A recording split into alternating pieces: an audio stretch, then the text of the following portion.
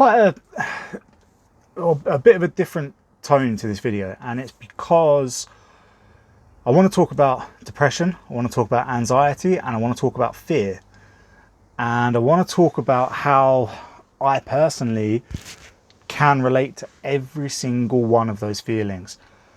And the situation that we're in right now, we're in a situation where a situation has been forced upon us. It wasn't our choice. A lot of us are feeling like our liberty's been taken away.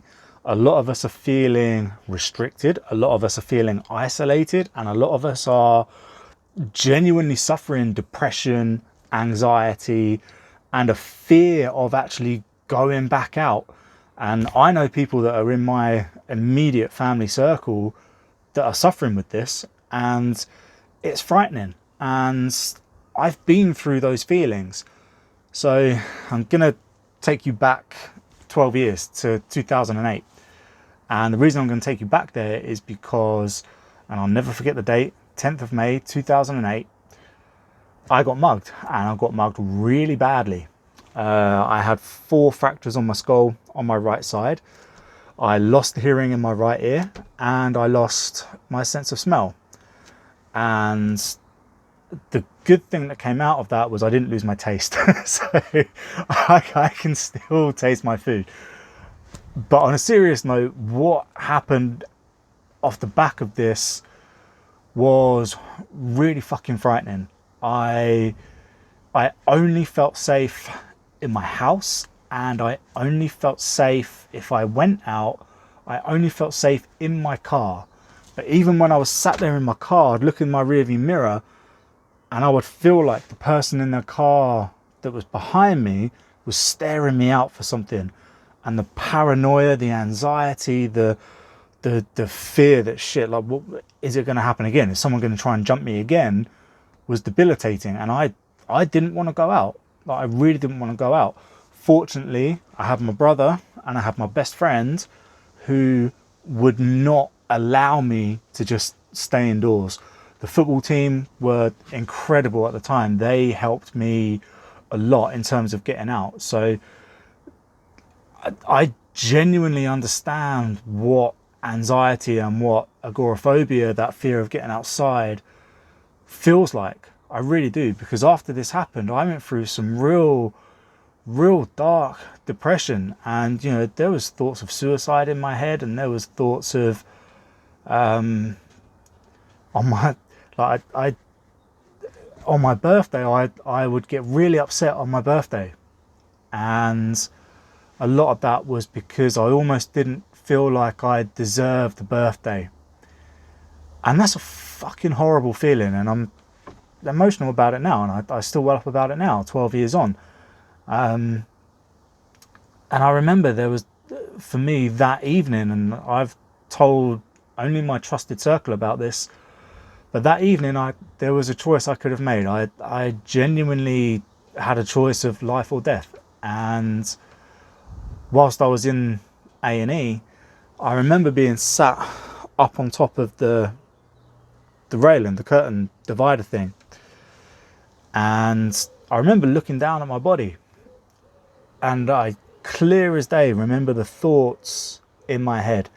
And I hope that I never forget these thoughts, because they genuinely made me choose life. And whilst I was sat up on the thing, I was like, oh, it doesn't hurt as much up here. It's a lot easier, it's a lot warmer, and it's a lot more comforting up here than it is actually down in my body. And the further I moved away from my body, the warmer I felt, the cozier I felt, and the less pain I felt. But I knew that if I went away, that's my time in my body up. And the thoughts that went through my head were, because we'd lost my great nan only a week or 2 before this happened. No, it was we lost my nan a week or 2 after my attack, but she wasn't very well, and she was on the way to leaving this realm. And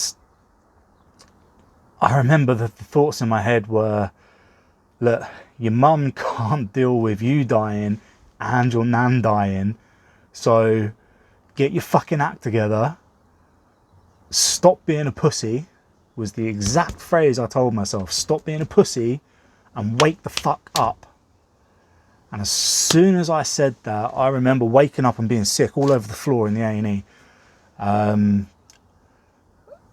It was a horrendous experience. And I know a lot of people think that that whole out-of-body experience is made up or it's bullshit or whatever. Look, man, I know what I felt and I know what I said to myself, and I knew what I was seeing at the time as well. So having had that experience and having gone through major depression and having suicidal thoughts and having that trauma of being attacked and not really knowing much about it, like, I understand how it feels to feel anxious. I understand how it feels to be nervous about going out. I understand how it feels to have things taken away from you. Imagine having your balance taken away from you and you've had to spend I had to spend the better part of a year just learning how to walk in one direction and look in a different direction. So the fact that I can go and play cricket and I can bowl and I can bat, I can't catch for shit now because my hand-eye coordination has gone a little bit out the window, but I can still do these things. So I consider myself incredibly lucky and incredibly fortunate. So please, if you hear that people are depressed, do not tell these people, oh, just cheer up. If I hear anybody saying, oh, just cheer up to someone who I know is depressed, I want to slap them in the face. I'm not going to lie, because they fucking deserve it. All right, depression, when I studied it, it's a mechanical thing inside your head. It's a mechanical and chemical thing inside your head. You cannot just suddenly decide, oh, I'm depressed. You can't suddenly decide, oh, that's it. Yeah, I feel quite good now. I'm over that depression. It doesn't work like that. This is why people get medicated for it. All right, so if you're depressed, it's okay to be depressed. If you're feeling frightened about going outside, it's okay to feel frightened about that. Don't let anyone tell you otherwise. What you're going to have to do is find your own coping mechanism for how you're going to take those steps to regain what is going to be a new normal. Because let's face it, none of us are going to go back to our old normal. We're going to have to create a new normal.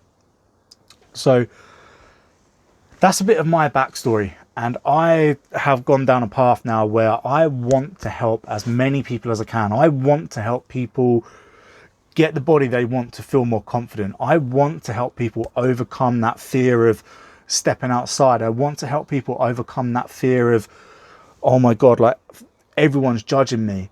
Like, I want to help you get over that, because there's an incredible life to live.